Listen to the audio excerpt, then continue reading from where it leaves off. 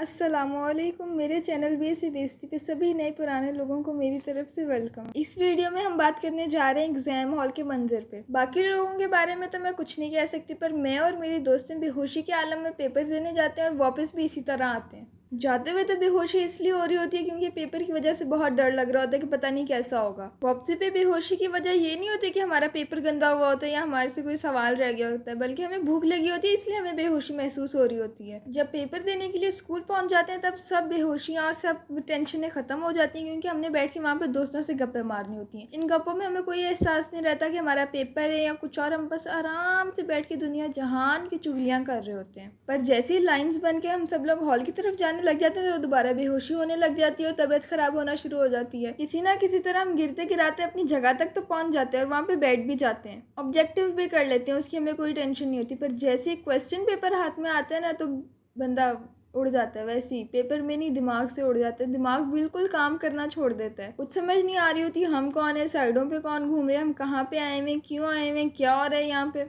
अब ये सब होने की ये वजह नहीं होती कि हमने घर में तैयारी नहीं की थी या कुछ और, ये गर्मी का कसूर है। इतनी गर्मी होती है हमेशा, जब भी फाइनल पेपर होने होते हैं तब इतनी शदीद गर्मी होती है और वो हॉल में पंखे चल रहे होते हैं और कोई एसी नहीं चलता, हालांकि लगे हुए होते हैं पर चल नहीं रहे होते। ये अलग बात है। थोड़ी देर अपने दिल को तसल्ली देने के बाद, दुआएं करने के बाद हम कुछ ना कुछ करके अपना पेपर लिखना शुरू कर लेते हैं। पर एक मसला आ जाता है, 2-4 सवालों के बाद हमें किसी सवाल का जवाब नहीं आ रहा होता। ऐसे हालात में अब हम जगह खाली तो नहीं छोड़ते, क्योंकि हमें हमेशा से सिखाया जाता है कि बच्चों पेपर में जगह खाली नहीं छोड़ते।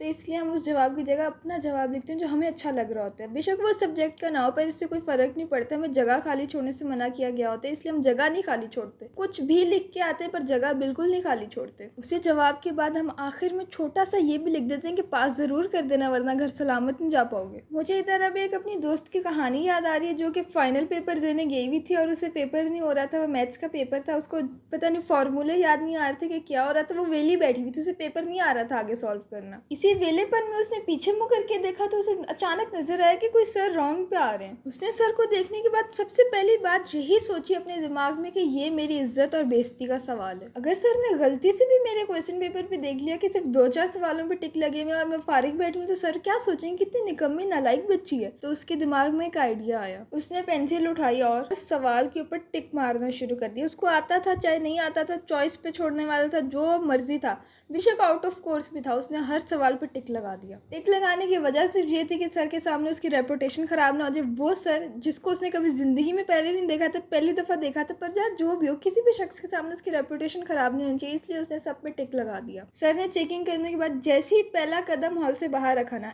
इसने पहली फुर्सत में रेजर उठाई और सारे टिक जो इसे बेफालतू में लगाए थे ना उनको रेज किया बैठ के। ये सब करने से इसे 2 फायदे हुए। एक, इसकी रेपुटेशन अच्छी बन गई सर के सामने। दूसरा, ये फारिग नहीं बैठी, इसे कोई ना कोई काम करने को तो मिला ना पेपर में। इसी के साथ ये स्टोरी और वीडियो दोनों यहीं पे इख्तिताम पजीर होती हैं। मुझे दरअसल अभी एक और छोटी सी बात भी करनी है, ज्यादा बड़ी नहीं है, बस छोटी सी है थोड़ी। मैं पिछले कुछ दिनों से, कुछ भी नहीं बल्कि काफी दिनों से कोई वीडियो नहीं डाल रही थी। उसके पीछे एक वजह है। मैं सिर्फ मसरूफ नहीं थी बल्कि वेली मसरूफ थी, इसलिए मुझे टाइम नहीं मिला वीडियो बनाने के लिए। लेकिन आज से अगर अल्लाह ने चाहा तो मेरी वीडियो हर ट्यूसडे और फ्राइडे को लाजमी आया करेगी। इसी के साथ मेरी तरफ से अल्लाह हाफिज।